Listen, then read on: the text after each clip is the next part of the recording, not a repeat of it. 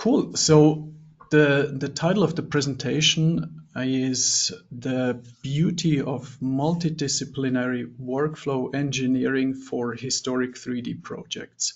Now, it is quite a mouthful. But to me, historic projects are something that I really like to do because they have so many different facets, combining technology and art and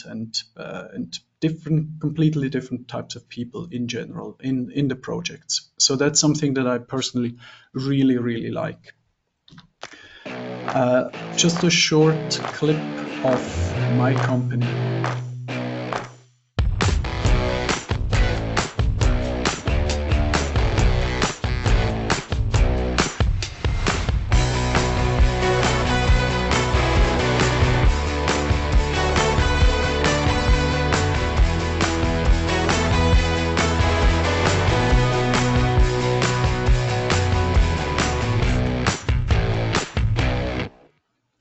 Woohoo!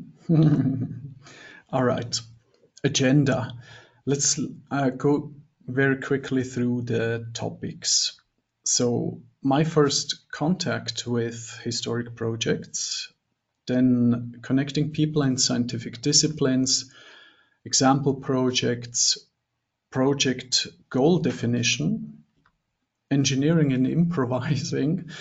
It's a big part of working in the historic field. Training the eye, studying sources, and then the outro, and potentially if there are some questions. All right. First contact for me was when I was working a long time ago in the city engine development team. And so the medieval town, as you see here, it's a screenshot from YouTube. It's the first big 3D project, 3D city, which I created back in the day. So that was about 15 years ago, and we released this video here, or this part of a tutorial, about 14 years ago. It's crazy how time flies. Here's a rendering which I did with that data set. And the rendering was actually made in Vue by the company that doesn't exist anymore, called Eon Software.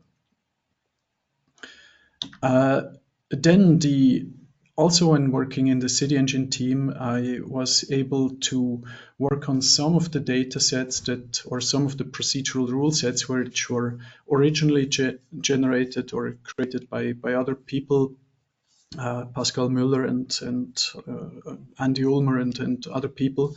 But I was tasked sometimes to update these procedural rule sets, like colorizing the tiles and cleaning up constructions and adding levels of detail and things like that. So that was for me kind of the first time touching really this subject.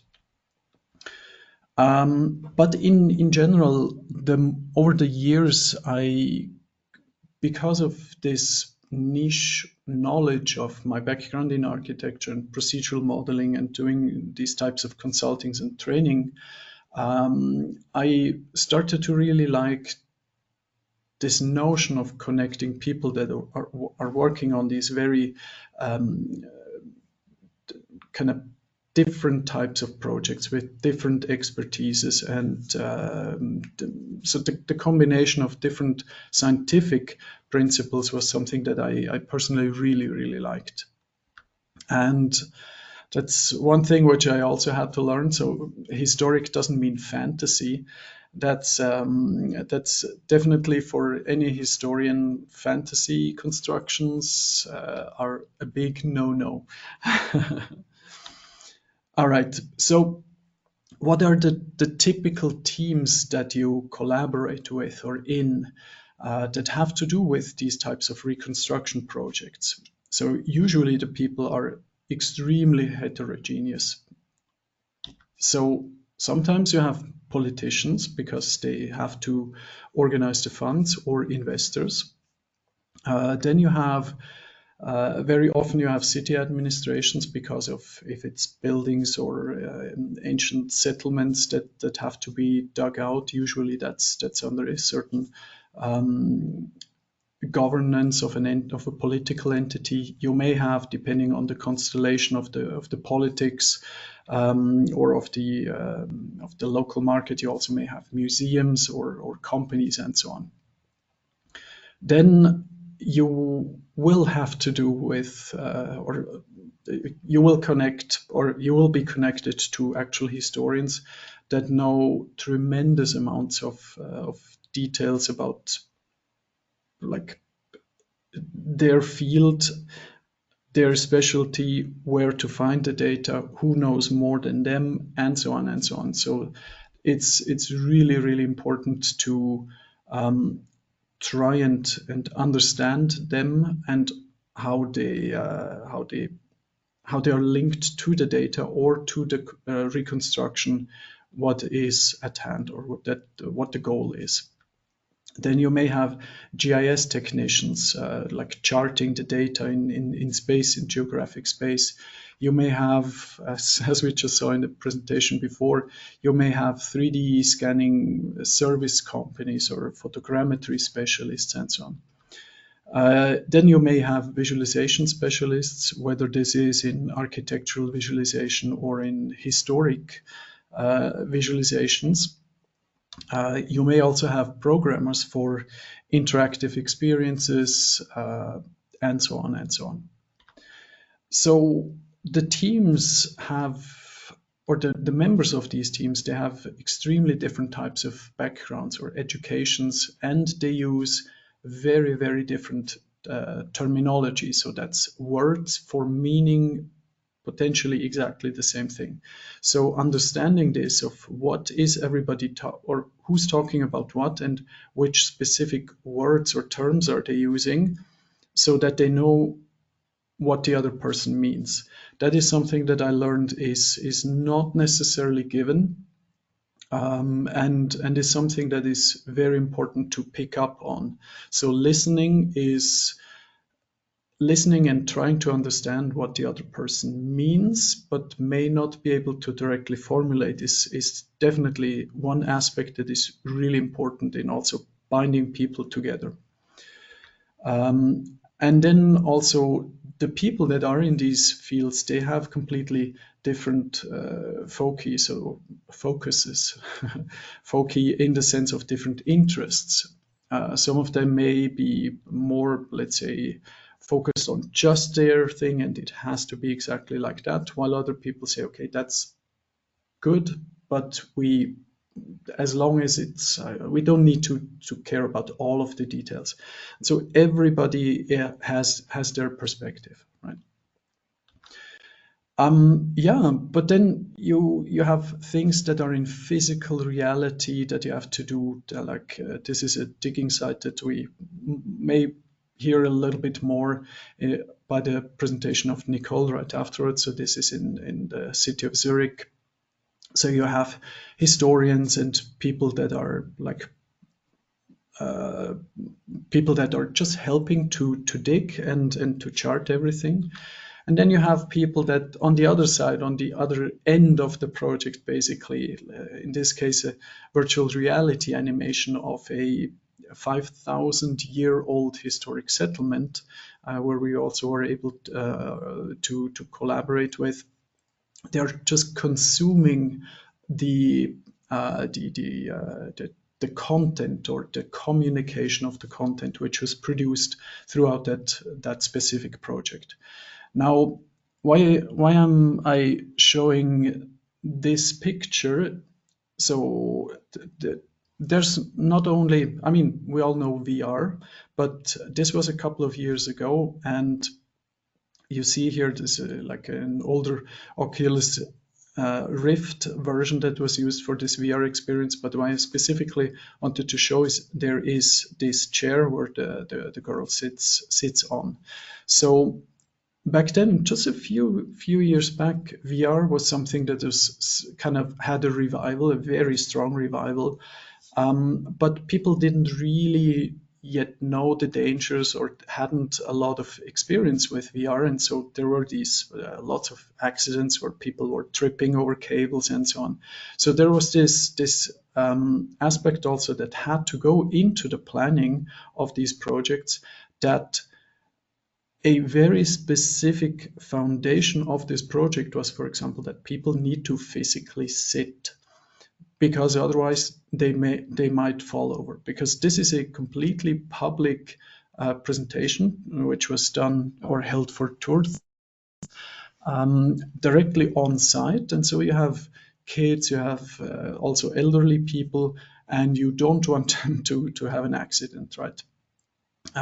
So that's something that also has to be considered. It's not only the people that produce the stuff, but also those that consume the stuff that need to be considered.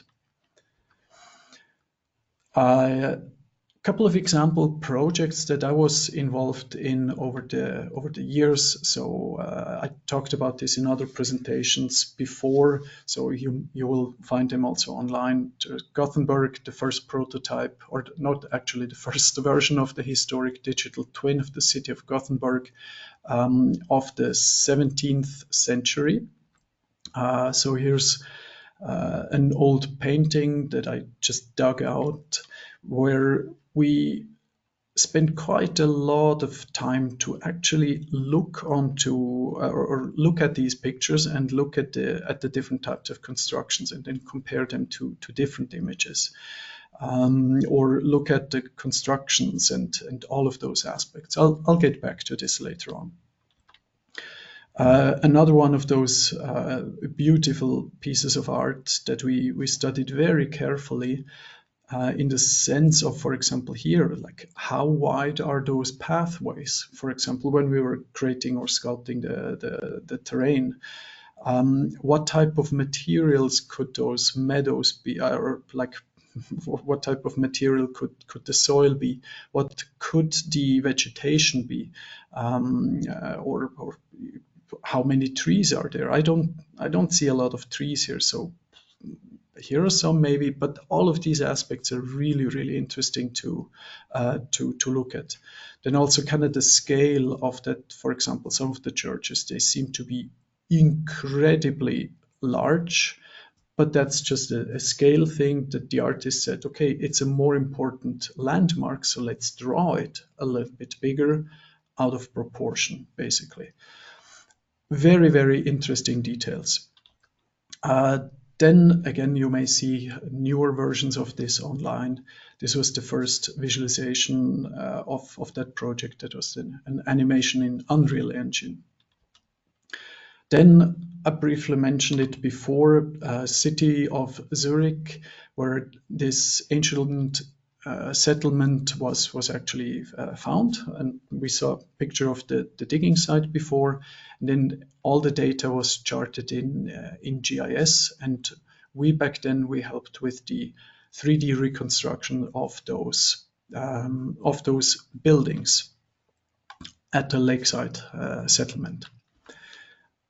Here's the procedural rule set which I created in this case for City Engine, with the different levels of detail and with different types of constructions and so on and so on. Then just a quick picture here of the GIS data that was in the end assembled for this digital twin. So there are multiple layers of GIS data. With the vegetation layer, for example, then where the buildings are, that's like the which type of material you have on the soil, and so on and so on. So everything combined in a large data set that, again, we'll probably hear more about this in the next presentation. Then, in collaboration with the Ideal Spaces Working Group, that is also a partner of the ICE conference, we did quite a lot of work with historic work. And what you see here is some of this stuff was presented at the Architecture Biennale 2018 in Venice, Italy. And there we were working, I just picked two of the 3D worlds which we created. So the first one was not a reconstruction based on something that was, or it just didn't exist. It was an idealized city plan by Patrick Geddes of 1935 of Tel Aviv. And then the other one is a reconstruction based on a text that was only written describing an Italian Renaissance city called, or an ideal city called Sforzinda. So here we see some of the photographs of the city back then in the actual time. And then the actual city plan that wasn't built literally like this. And then we just said, okay, how would it look like as an architectural theoretical project and historical theoretical project if we would actually rebuild this city by the actual original intent of the Geddes plan. Obviously, it's in a stylized manner reconstructed. In a very similar visual style, because it was part of the exact same presentation, we also created this Italian Renaissance reconstruction of Sforzinda. Yeah, so as we have already seen with the projects in the last presentation, and now in this presentation, the scope of a historic project is absolutely massive. There's so many different types of projects that you can bump into or can work on. So the definition of the project goal is something that is very, very challenging because you have so many different ideas, technologies, people, knowledge available, which can be put together to produce a body of work, and there are some challenges in that. Now, obviously, like always, time and money. There's never enough funds. There's very often a missing unified expertise that binds the people together. And then there are very often external dependencies, like, for example, digging sites. Digging sites can only be open for a certain amount of time before the construction workers will come and actually take over. So things have to be done in a massive rush. Any type of external dependencies, right? And like always, you have the management triangle. For anything you're doing it, you can do it either good and cheap, or you can do it cheap and fast, or you can do it fast and good, but it's not going to be cheap. You can always pick two. You can never have three. So to give you just a couple of inspirations of what I find so fascinating about all of these, the combination of all of these aspects, just a couple of examples of the engineering and the improvisation which needs to go to be able to solve those problems or make them a reality. So there are many different types of communication technologies. So you have 3D GIS, where you want to stream your 3D reconstruction through the web. You may have, or 3D GIS as desktop software. Then you have the same thing online through web viewers, for example. You may want to use a game engine for certain visualizations because you want to have a walkthrough in real scale. Same thing goes with virtual reality, for example, or you may want to have an AR application, augmented reality. You may want to consume the content through a mobile app, or even with like super high quality offline rendering that is ray traced. There's so many different methodologies, and combining that stuff is just really difficult because you need to plan everything for the target visualization type, and the project may even demand multiple of those, let's say, presentation formats, right? Then you have the topic of GIS data. I mentioned this briefly before. So you may have a plan that was physically scanned, where you want to say, okay, we need to bring this plan into a georeferenced system. Like, for example, here where we have the representation in a 3D or in the 3D tool, in this case, also City Engine. But then you suddenly realize, because some of those plans have never been in the right scale, they have been distorted, they may have also been, I don't know, because of humidity, they may have shifted and bent, so the paper is slightly distorted. All of those aspects you have to consider when you say, okay, you want to bring in those maps to really be able to extract all of the nuances and the scale and all of those aspects to be able to represent that stuff in a realistic reconstruction. So that process in itself is something that I find very fascinating, because you go to the physical archive, you find these plans and drawings that are extremely delicate, and then you have, I don't know, the scanning processes, like paper scanning or photography or whatever it is, to be able to preserve them for hopefully eternity, right? That in itself, I think, is a very, very interesting type of work. Then once you have the information fully in 3D, then you can continue with the rest of the GIS data, for example, or with the city modeling, and so on and so on. Then you may need to manually build or get some 3D scans of landmark buildings and clean them up, or in this case with Gothenburg, you may have some plans again and then create a 2-scale, very realistic 3D model. So this was, back in the day, this was modeled in Maya, as we see here. Same for this type of bridge.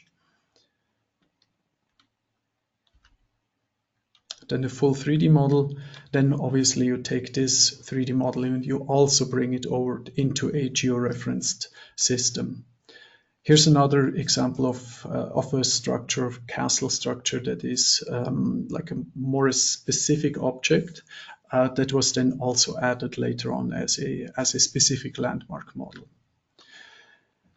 And then obviously with 3D modeling itself, you have all of the different challenges of how was this constructed, how thick were the walls, how were the cross sections designed, so that, or for example, the details that you see here, just these tiny little details that you see, this bridge could actually be lifted, and you may completely miss this detail when you just have a look at the maps, but when you then need to figure out how was it actually constructed later on, you will suddenly realize that there are these details, right? Also for me, I think this stuff is very fascinating. Another example that I found just very, very important to mention in this presentation is what historical information that is really important for a historian to teach or to express. How do you convey this information? How do you transport this information? So if you look at the left, this is an image I made just about 3 weeks ago at the building of a historic physical reconstruction of a building in the Netherlands. And you see these wooden, let's say, big wooden nails, or like nail constructions here. And that's something that in a project with the city of Zurich, we actually had to add this notion of, you see it here, that these wooden nails, they actually cast a little shadow. But because if you load an entire 3D city into a web viewer, you don't want the web viewer to crash. So not everything can be a 3D detail, but the construction, the implied construction of how the wooden panels are actually layered, and you see that the shadows are like cast onto the next layer of the wooden board below. These are exactly the constructional details that are so important to the historians. And but still you want everything to be lightweight, as in this case, let's say a repetitive texture that they can use in many different locations. So it's this thinking of what is really important to the historian, for example, but how do you represent it in a three-dimensional representation so that the notion of meaning a specific construction is preserved, independent of how you create let's say, or if independent of if you create a detailed 3D model or if you create a not detailed 3D model where you just have some geometric details as part of the texture. So this translation is I think a very important aspect.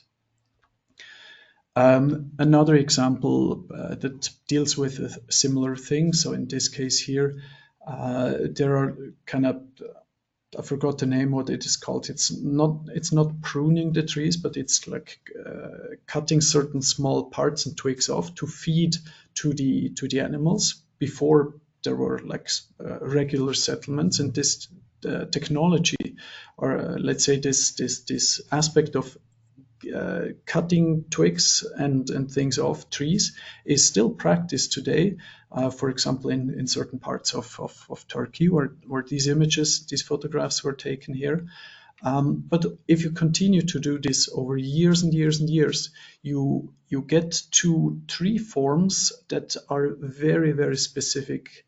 And this is another aspect that the historians for this project wanted to preserve, because because it had a huge impact of how people lived, how they fed the animals, and because it was a big part of the culture and of how their environments then actually looked. Then obviously also, if you continue with all of that stuff, there's the geometric optimization. So if you want to visualize, for example, this ancient 3D settlement in an AR app that is geolocated through a mapping point, and you can literally walk through where the historic location actually was 5,000 years ago. By the way, here is the person holding the device here is, she will give the next presentation. Another very small detail like this hammer, Stone Age hammer, is a device which was actually found in the mud, preserved like 5,000 years old, and then this object was taken and 3D scanned to like every minute little detail, so extremely high resolution 3D to a 3D mesh with very high resolution textures also. But then this is way too heavy data-wise to be able to use it in this real-time application on a mobile device. So the craftsmanship to preserve the detail, the nature of the 3D object, while optimizing it so that you can use it in a lightweight game engine application, is also a part of the technical engineering of all of these aspects which I'm describing here. Yeah. Then there are further technical rabbit holes that, like the material systems, you may need to consider if you want to visualize the stuff in a GIS application, or if you have like PBR materials in a game engine and things like that. Backface culling, if you need to build all of the geometries with 2 polygons with opposing normals. Level of detail creation, and so on and so on and so on. Yeah, and then also the visual language, in the sense of certain things So this was made, these trees here, they're like stylized, almost a little bit of a cartoon-ish look, but abstract. This was developed for the exhibition in Venice, which I mentioned before, where we have multiple 3D worlds that just need to have a unique style. Abstract, but still you should understand, okay, this is an orange tree, while this one here is a palm tree, because what you want to communicate is not that it should look cute or anything like that. It's just you want to communicate the notion of the geographic region, which is implied by using certain types of vegetation. So it's these very, very subtle things that you start to play with when working on these projects. And another thing that you see here in this image is that more saturated colors in this version of the vegetation than slightly less saturated. And in the last row, at the back, you almost see just a hint of color. Right? It's another layer of the precision in the communication, or in the communication of the abstraction of the notion of what you mean by showing these pixels or polygons.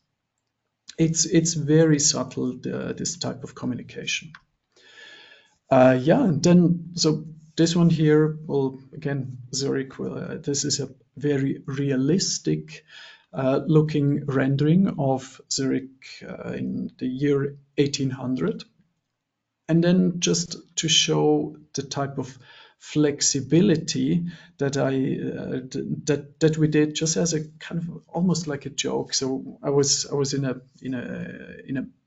small meeting, and the person of the city administration said, soon it's going to be Christmas time, and it would be really cool if the historic digital twin would also have a snow-covered version of it. And I was like, I didn't say anything, and we just said, okay, internally at Urban, let's do a version of that. It's like a Christmas card version of it.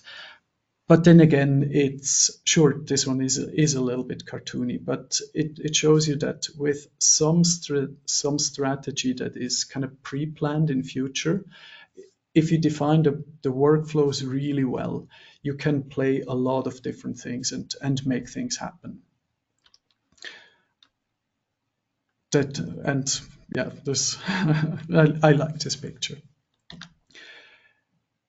So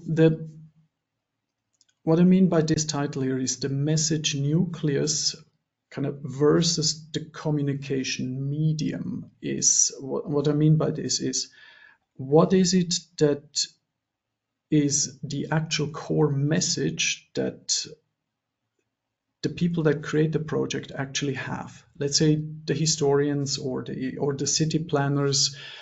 What's the message of the visualizations of the storytelling? And how is this then actually linked to the different types of media through which this communication is actually transported? So is it a rendering? Is it a static image? Is it a VR experience? What is it? And this link, so the medium expects a certain type of data, high quality 3D, super low data efficient 3D, streaming, offline rendering, all of those things. And so the final technology that and how the data is stored and processed by everybody that is working on the project dictates basically from the consumption through whatever, YouTube videos or apps or whatever. Can you go back and you define every single step to the very beginning of what is it actually that you want to communicate through that project? And so, as you've seen through all of those technical examples, you need to very often just improvise and trying to figure out how could we take this information and actually convey it or portray it. And just to wrap it up, training the eye and studying the source materials. that's kind of something that is my favorite. I've shown some of the historic pictures and like photos of reconstructions that exist in the real world now.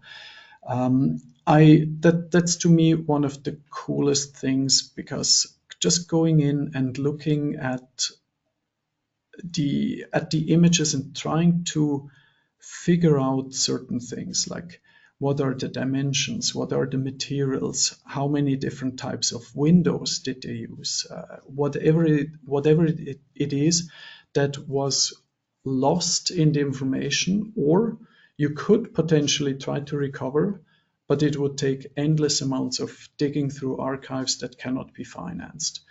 And so that is very often a very interesting dialogue which you have with the historians, and how are we going to do this, and which are the details that are really important and which ones are not so important or could be potentially planned or implemented a little bit later on, or 2 years later, 5 years later, or by the next generation, who knows. So to me, that's something that I always mean by training the eye is, if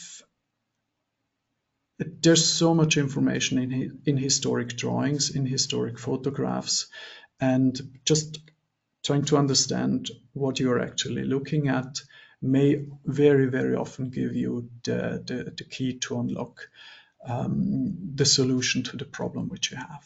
So, and with that, thank you so much for the attention, and let's see if I got a question.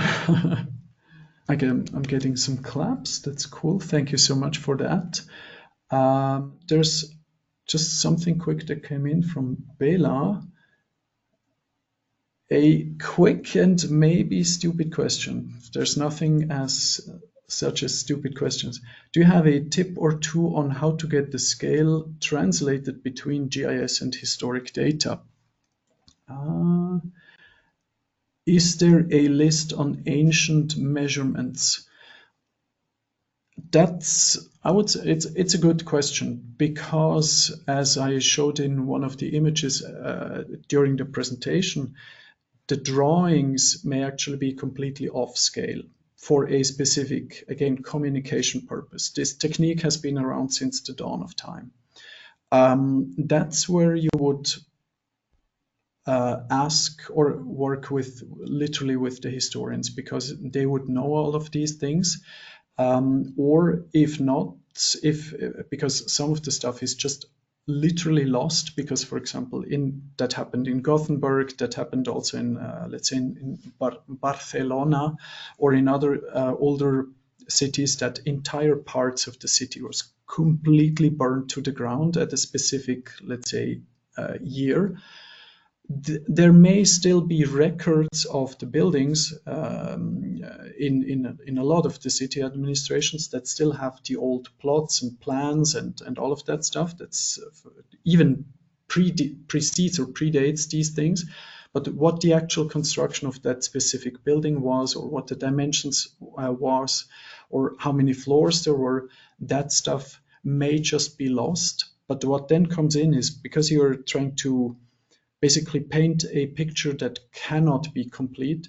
So, and because of that, that's always what the historians will do, coming from the scientific side, in what are the rules that the context tell you what would have been like the reality for that location. So like what would have, or the neighboring buildings, how high were they, how many floors were there, how wide were the windows, and so on and so on. And a lot of the buildings, especially in a lot of the historic buildings, they still stand. So there are buildings in Zurich that were built around the year, I don't know, 1100, 1200. You can kind of literally still go there and touch them or 3D scan them. And so basically build your intuition or work together with the specialists that know these answers. And then you have the precise values that you can use in for GIS or for any type of reconstruction. There are two more quick questions. I hope they're quick. All right, so Simon asks, to clarify a bit, in film and TV production behind the scenes, I have sometimes seen them say if things, for example, a castle, are portrayed as they would look new for a medieval setting game. Wait, I have seen sometimes if things are portrayed as they would look new for a medieval setting game, people think it looks wrong because they are used to see them within 500 years of age. That's a very, okay, let me rephrase this. So let's say what Simon is describing, just because I need to translate the meaning. Let's say you, with your current perspective of today's perspective and your notion of how medieval, for example, architecture looked like, because you saw them in books, in exhibitions and so on. Now, if you have, let's say you are playing a game that actually was plays in that specific time. So that's 500 years before now, for example. Now, back then, the stuff that now is hundreds of years old, and we see that it is all actually old, in the game back then was much, much, much newer, or actually potentially it was just built. So everything is squeaky clean and pretty much new. And what Simon just mentioned, and I never heard about this, but it actually makes sense, that players or game players, they may actually complain because it doesn't look historic. But that's the missing point, is that they actually traveled back in time, so the aging didn't happen yet, right? That is actually a very, very interesting notion of from which makes sense from the consumption side of a person that doesn't know, let's say, too much about history. Very interesting.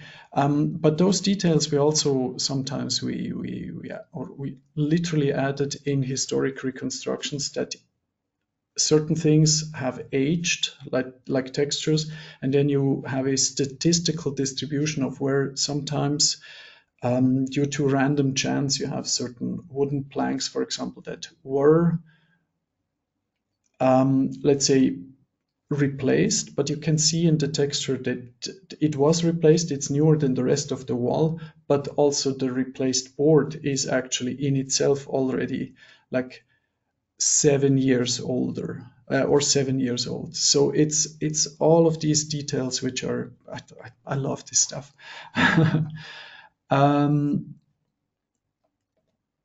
There is another one. Is there sometimes a tension between historical sites being portrayed as they would look now versus how they looked new, with what historians may want to see and what game designers may want to include?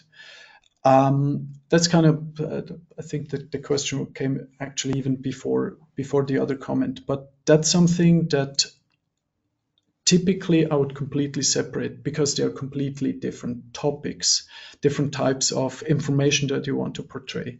A game